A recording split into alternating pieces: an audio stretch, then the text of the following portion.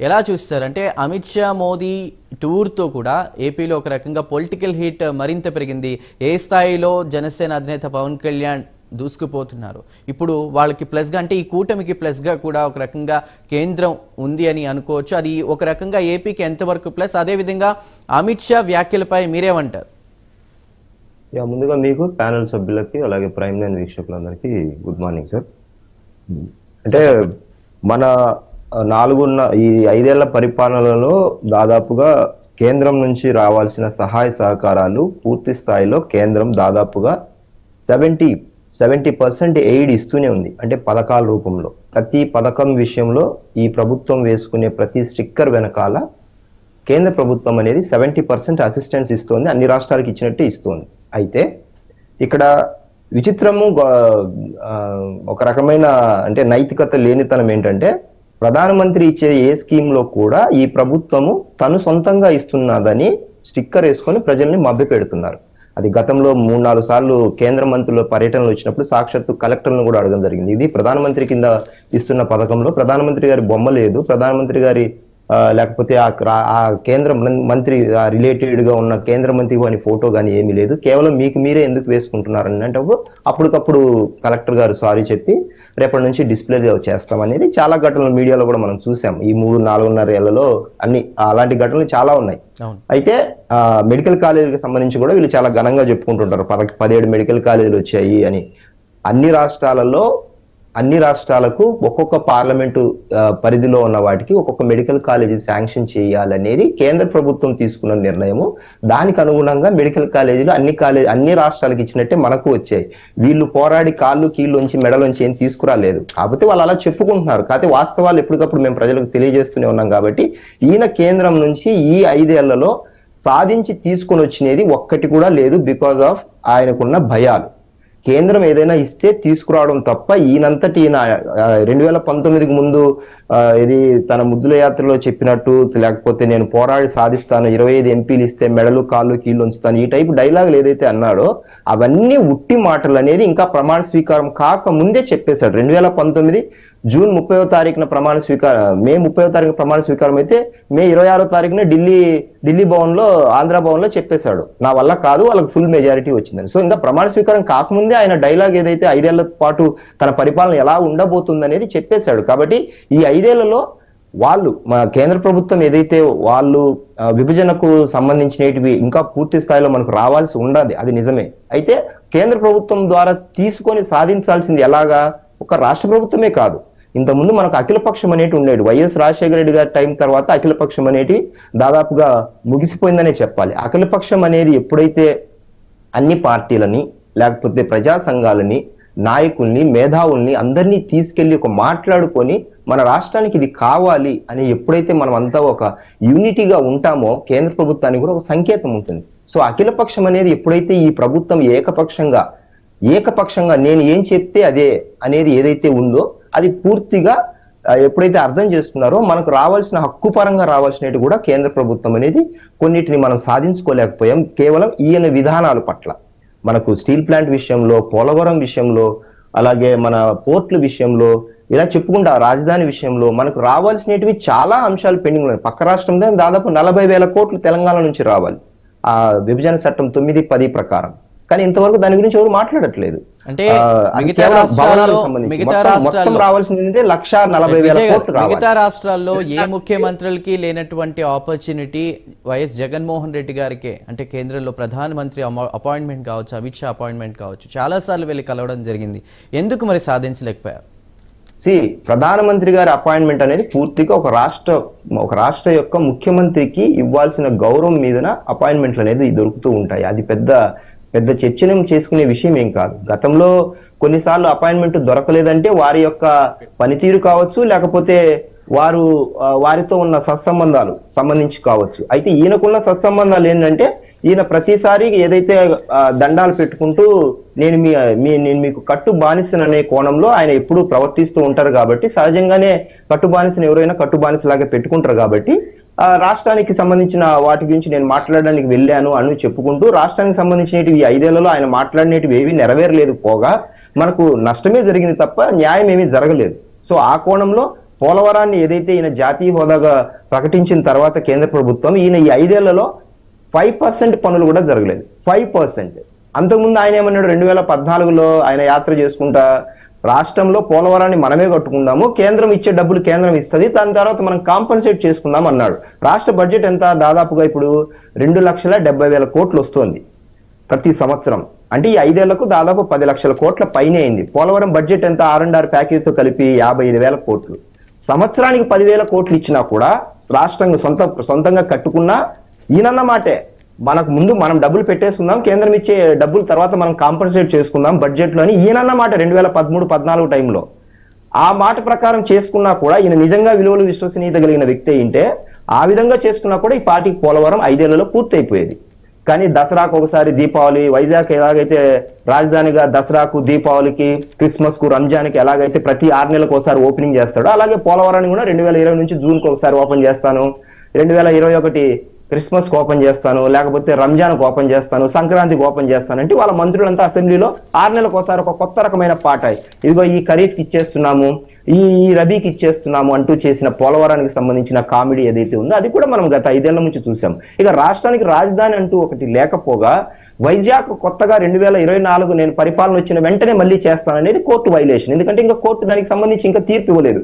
న్యాయ రాజధాని ఆల్రెడీ వెళ్ళిపోయింది, న్యాయ రాజధాని లేదు, అమరావతిలోనే రాజధాని న్యాయ రాజధాని ఉందంటే వీళ్ళు సాక్షాత్తు అఫిడవిట్ ఇచ్చారు సుప్రీంకోర్టుకు. సో అయినప్పటికీ మళ్ళీ న్యాయ రాజధాని కర్నూలు అని అంటూ మళ్ళీ ఇక్కడ బహిరంగ సభల్లో ఏదైతే మాట్లాడుతున్నారు, ఓ పక్క అఫిడవిట్ ఏమో సుప్రీంకోర్టులో న్యాయ రాజధాని అమరావతిగానే ఉంటుందని సుప్రీంకోర్టులో అఫిడవిట్ ఇస్తూ బయట ప్రజల్లోకి వచ్చి ఏమంటున్నారు, న్యాయ రాజధాని కర్నూలు ఉంటుంది, శాసన రాజధాని అమరావతి ఉంటుంది, కార్యనిర్వాహక రాజధానికి పరిపాలనా రాజధానిగా విశాఖపట్నం ఉంటుంది అంటున్నారు. 5 ఏళ్లగా చేస్తున్న తప్పుల్ని బహిరంగంగా కోర్టులకు ఒకలాగా ప్రజలకు ఒకలాగా చెబుతూ వీళ్ళు సాగిస్తున్న ఈ యొక్క అరాచకానికి కేంద్ర ప్రభుత్వం నిన్న అమిత్ షా గారు అదే చెప్పారు, వీళ్ళు చేసేదానికి చెప్పేదానికి పొంతన లేదు. దానికి ఉదాహరణగా 2 అమరావతికి సంబంధించి, పోలవరానికి సంబంధించి. కాబట్టి అవినీతి జరుగుతోంది, విచ్చలవిడిగా జరుగుతోంది ఈ ప్రభుత్వంలో అనేది ఆయన ఎండార్స్ చేశారు. మేము గత 5 ఏళ్ల నుంచి చెప్తున్నాం కదా, 5 ఏళ్ల నుంచి రాష్ట్రంలో అవినీతికి కేర్ ఆఫ్ అడ్రస్ గా 1,00,000 కోట్ల మద్యంలోను, 1,00,000 కోట్లు ఇసుకలోను దాచిపెట్టుకొని ఉన్నారు. వాళ్ళ ధైర్యం కూడా అదే. వైనాట్ 175 అనే నినాదం వెనకాల ఒక్కొక్క నియోజకవర్గానికి 250 కోట్ల నుంచి 500 కోట్ల వరకు పంచుతున్నారు డబ్బులు, ఇలా జల్లుతున్నారు. ఇసుక నేల మీద ఇసుక రేణువులు ఎలాగైతే ఉంటాయో అలా ఇసుక రేణువులు లాగా డబ్బులు చల్లుతున్నారు ఒక్కొక్క నియోజకవర్గంలో. మీరు రండి కావాలంటే ఒక్కొక్క నియోజకవర్గం చూపిస్తాను. కమ్మలు ఇస్తున్నారు, ఒక్కొక్క కిట్ ఇస్తున్నారు, 4 ఓట్లున్న ఇంటికి ఎంత కావాలో అంత, మీరు ఎంత కోరుకుంటే అంత అడుగుతున్నారు. డబ్బుల రూపంలో చేసేయాలనేది జగన్ ధైర్యం 2 విషయాలు. ఒకటి, డబ్బుల ద్వారా ఎలక్షన్ చేయాలి, రెండోది వచ్చేసి ముఖ్యమైనది వచ్చేసి దొంగ ఓట్లు. ఈ 2 ఆస్పెక్ట్ లోనే తను ఎన్నిక చేయాలని అనుకుంటున్నాడు. ఇది గత 2 ఏళ్ల కిందటే ఆయన. దీనిపై లక్ష్మణ్ రావు గారు ఏమంటారు? లక్ష్మణ్ రావు గారు, డబ్బు ద్వారానో లేదా దొంగ ఓట్ల ద్వారానో మళ్ళీ అధికారం సాధించాలని జగన్మోహన్ రెడ్డి అనుకుంటున్నారనేది ప్రస్తుతం వివేక్ గారు చెప్తున్నటువంటి మాట. అదేవిధంగా అంటే పరోక్షంగా ప్రతిపక్ష పార్టీలు ఏవైతే ఉంటాయో అటు టీడీపీ చేసినటువంటి ఆరోపణలు, అటు జనసేన చేసినవి ఒక ఎత్తు అయితే, ఇప్పుడు అటు కేంద్రం నుంచి అందులోనూ హోంశాఖ మంత్రిగా ఉన్నటువంటి అమిత్ షా వ్యాఖ్యలు అవినీతిని, రౌడీయిజాన్ని, ముఖ్యంగా గూండాగిరిని అంతమొందించడానికే మేము ఈ అలయన్స్ పెట్టుకున్న, ముఖ్యంగా ఏపీకి సంబంధించి కూడా అనే వ్యాఖ్యలని ఏ విధంగా ఖండిస్తారు? సరే, వీటన్నిటికీ సమాధానం చెప్పే ముందుగా నేను ఒకటి మాట్లాడుతున్నానండి. ఇదే చంద్రబాబు నాయుడు గారు బీజేపీ పార్టీ మరి ఎక్కడైతే తెలంగాణలో ఓటుకు నోటు కేసులో ఇరుక్కొని ఇక్కడికి వచ్చినటువంటి చంద్రబాబు నాయుడు గారి హయాంలో మరి హఠాత్తుగా ఇక్కడ రాజధాని ఏర్పాటు చేస్తామని చెప్పి తాత్కాలిక భవనాలు కట్టినటువంటి వ్యక్తి మరి మోడీ గారిని పిలిపించి ఆహ్వానిస్తే ఏమన్నారు, తట్టడి మట్టి చెంబుడి నీళ్ళు తప్ప ఈ రాష్ట్రానికి ఏమి ఇవ్వలేదని చెప్పినటువంటి చంద్రబాబు నాయుడు గారు ఒక పక్క అయితే, మరి పవన్ కళ్యాణ్ గారు ఏకంగా పాచిపోయిన లడ్డూలు తప్ప ఈ రాష్ట్రానికి ఏమి ఇవ్వలేదని ఇదే పవన్ కళ్యాణ్ గారు మాట్లాడారు కదా బీజేపీ గురించి, మోడీ గారి గురించి.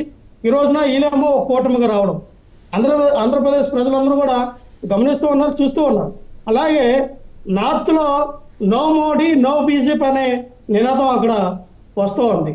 సౌత్ లో సారీ మోడీ సారీ బీజేపీ అని సౌత్ లో వస్తూ ఉంది. వాళ్ళకి ఏం చేయాలో అర్థం కావట్లా.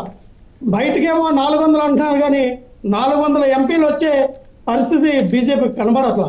అందుకే మళ్ళీ ఏంటి ఇక్కడ అనేది ప్రతి రాష్ట్రంలో కూడా అక్కడికి వెళ్ళి వాళ్ళు ఒక రాగం పాడడం మొదలు పెట్టారు బీజేపీ పార్టీ వాళ్ళు.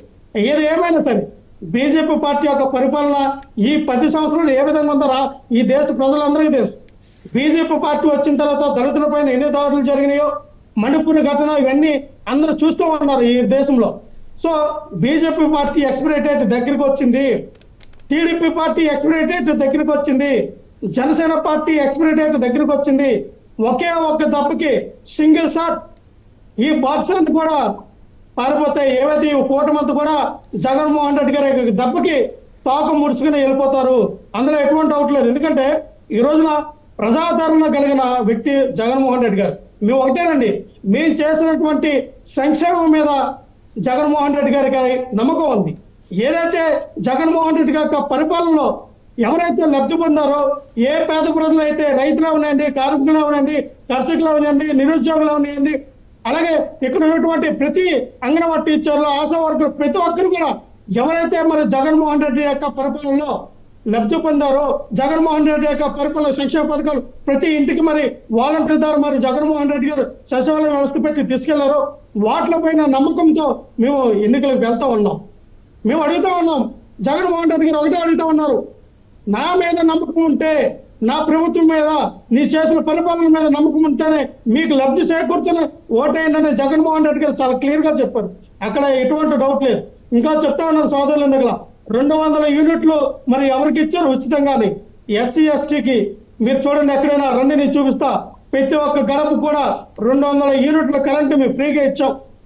అలాగే ఇక్కడ ఉన్నటువంటి ప్రతి ఒక్క రైతులకి రుణమాఫీ దిశగా మేము మరి నిధులు ఇచ్చాం. మళ్ళీ డ్వాక్రా మహిళకి రుణమాఫీ చేసాం. అలాగే ఇక్కడ ఉన్నటువంటి విలేజ్ లో క్లినిక్లు పెట్టి మరి స్థానిక విలేజ్ లో ఉన్నటువంటి పేద ప్రజలకి ఎక్కడ కూడా దూర ప్రాంతాలకు వెళ్లకుండా విలేజ్ క్లినిక్లు పెట్టి అక్కడే 24 గంటలు డాక్టర్లు, నర్సులు ఉండేటట్టుగా మరి మేము ఒక చర్యలు తీసుకున్నాం. ఈ రాష్ట్రంలో ఇప్పటికీ 10 మెడికల్ కాలేజ్, ఏదైతే మరి 10 మెడికల్ కాలేజీలు మేము నిర్మించడం జరిగింది. ప్రతి సంక్షేమ పథకాలను కూడా మా పేద ప్రజల దృష్టికి మేము తీసుకెళ్తా ఉన్నాం. ఇది కదా ఇప్పుడు చంద్రబాబు నాయుడు గారిని చెప్పుకోవడానికి ఆయన హయాంలో ఎంతమంది మరి మెగా డిఎస్సి ఓపెన్ చేసి ఎంతమంది టీచర్లకి ఉద్యోగాలు కల్పించారు, ఎంతమంది కానిస్టేబుల్ ఉద్యోగాలు తీశారు, ఎంతమందికి మరి ఈయన నిరుద్యోగ వృత్తి కింద 2000 రూపాయలు ఇస్తానని చెప్పి 2000 రూపాయలు ఎంతమందికి ఇచ్చాడు, ఎంతమందికి ఈయన మరి విద్యుత్ కార్మికులు ఉన్నటువంటి వ్యక్తుల్ని మరి పర్మనెంట్ చేశాడు. ఎవరైతే 23,000 ఉన్నటువంటి విద్యుత్ కార్మికులు ఉన్నారో వాళ్ళని పర్మనెంట్ చేశాడు. ఎంతమందికి ఈయన ఉన్నటువంటి హాయంలో మరి రాష్ట్రాన్ని సంక్షేమ కరం తీసుకెళ్ళడానికి ఎన్ని రీఫార్మ్స్ తీసుకొచ్చాడు పేద ప్రజలకు తెలియపరచాలి కదా. ఎన్ని లేనిపోని మాట్లాడటం, ఇదేదో మరి జగన్మోహన్ రెడ్డి గారు ఇంత మంచి పరిపాలన చేస్తే రాలేయడం, ప్రజల్లోకి లేనిపోయినటువంటి మరి భయాందోళన కల్పించడానికి ఇదొక ల్యాండ్ టైటిలింగ్ విషయాన్ని కూడా తీసుకురావడం. ఈ రోజున ల్యాండ్ టైటిలింగ్ యాక్ట్ అనేది ఈ రాష్ట్ర ప్రజల్లో ఉన్నటువంటి ఎవరైతే రైతులు ఉన్నారో వాళ్ళు శాశ్వత భూ హక్కు కలిగించడానికి అప్పుడెప్పుడో జరిగినటువంటి బ్రిటిష్ కాలంలో ఉన్నటువంటి సర్వేల ఆధారంగా ఉన్నాయి. దాని మీద చాలా ల్యాండ్స్ మీద లిటికేషన్స్ ఉన్నాయి. అటువంటి లిటికేషన్స్ ఏమి లేకుండా ఉండడానికి, డిస్ప్యూట్ ఏమి లేకుండా ఉండడానికి రీసర్వే చేయించి శాశ్వత భూ హక్కుని కల్పించడానికి ఈ ల్యాండ్ టైటిల్ యాక్ట్ అనేది మన కేంద్ర ప్రభుత్వం తీసుకొస్తే మొట్టమొదటిసారిగా మరి జగన్మోహన్ రెడ్డి గారు మన ఆంధ్రప్రదేశ్ లో ట్రైల్ వేయడానికి 16 రెవెన్యూ డివిజన్ లో ఈ విధానాన్ని తీసుకురావడం జరిగింది. భూములకి సంబంధించి, భూముల్లో అక్రమాలకి సంబంధించి భూ వివాదాల పరిష్కారం దిశగా కూడా కేంద్ర ప్రభుత్వం ఈ యాక్ట్ని తీసుకొస్తే, కానీ ఆంధ్రప్రదేశ్లో ఉన్నటువంటి ప్రభుత్వం కొన్ని వాళ్ళకు అనుకూలంగా దాన్ని మార్చుకుని ల్యాండ్ టైటిలింగ్ యాక్ట్లో ఇప్పుడు ఆరోపణలు ఎదుర్కొంటూ ఉన్నది. దీనికి సంబంధించి కూడా మనం చూసాం, నిన్న మల్లాది విష్ణు గారు దీనికి సంబంధించి అటు పిటిషన్ వేయడం ఇవన్నీ కూడా మనం చూసాం. అయినప్పటికీ నిన్న అమిత్ షా లాంటి వ్యక్తే భూ వివాదాలకు సంబంధించి పరిష్కరించాలి, ఆ ల్యాండ్కి సంబంధించి కూడా ఒక మాఫియా నడుస్తుంది ప్రస్తుతం ఏపీలో, దాన్ని మనం అంటే దాన్ని అంతమొందించడానికి కూడా ఈ అలయన్స్ పెట్టుకున్నామని వ్యాఖ్యలు చేశారు కదా, మరి మీరేమంటారు? సార్, ఈ రోజున జగన్మోహన్ రెడ్డి గారు పేద ప్రజలకి సెంటిన్నర స్థలాలు ఇచ్చారండి ఇల్లు కట్టుకోవడానికి. 32 లక్షల ఇల్లు పట్టాలు ఇచ్చారండి. చంద్రబాబు నాయుడు ఏ రోజైనా ఈ 14 సంవత్సరాల్లో ఒక్కరికైనా ఇల్లు పట్టాలు ఇచ్చారని చూపించానండి. ఎన్ని లక్షల మందికి ఇల్లు కట్టించాడో చూపించమని చెప్పండి. ఇవన్నీ మేము పని చేస్తాం, ఓట్లు అడుగుతాం. అయ్యా చంద్రబాబు నాయుడు గారు పని చేయడు, అన్ని అబద్ధాలు ఆడతాడు, అబద్ధాలను ప్రజల్లోకి వస్తూ ఉంటాడు. కానీ ఈ రోజున జగన్మోహన్ రెడ్డి గారిని అలాగే మరి ఆయన చేస్తున్న పరిపాలనని అందరికి కూడా నమ్మకం ఉంది కాబట్టి మాకు ఈ రోజున మరి 175 స్థానాల్లో మేము చాలా బలంగా మా అభ్యర్థులు నిలబెట్టాం. మరి చంద్రబాబు నాయుడు నిజంగానే ఆయన చేస్తున్న పరిపాలనకి అంత ప్రజల ఆదరణ ఉంటే ఈ రోజున ఈ నమ్మసమైనటువంటి సంక్షేమ పథకాల పేర్లు చెప్పి ఈ రోజున ప్రజల్లోకి వెళ్ళి లేరు అబంధంగా వైఎస్ఆర్ పార్టీ మీద జగన్మోహన్ రెడ్డి గారి మీద ఎందుకైనా వీళ్ళకి చేత కాదు కదా పరిపాలన ఏ విధంగా చేయాలి కూడా ఈ 40 years ఇంట్రెస్ట్ చంద్రబాబు నాయుడు గారికి తెలియదే.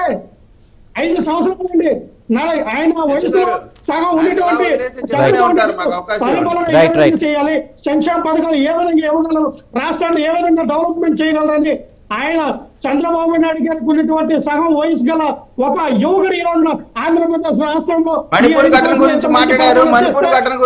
ఈర్ష్య కుళ్ళు ఈ రోజున వెక్కస్ మణిపూర్ ఘటన గురించి విజయసాయి రెడ్డి గారు ఏం చెప్పారో వినండి. మణిపూర్ ఘటనకు సంబంధించి విజయ్ గారు మీకు అవకాశం ఇస్తాను. ప్రజలకి కీడు చేసే నాయకుడు ఈ కూటమికి ఓట్లు వేస్తారు లేదా